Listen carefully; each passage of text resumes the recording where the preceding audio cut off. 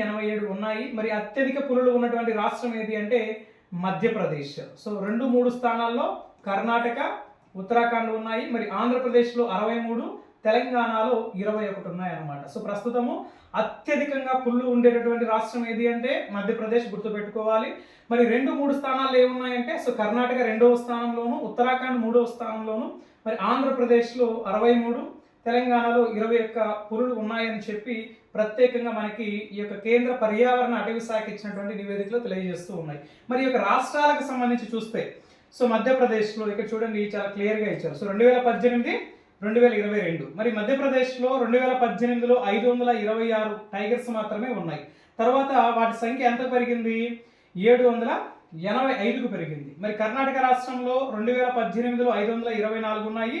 మరి ఇక్కడ 2022 వచ్చేసరికి 563గా నమోదు కావడం జరిగింది. నెక్స్ట్ ఉత్తరాఖండ్ రాష్ట్రంలో చూస్తే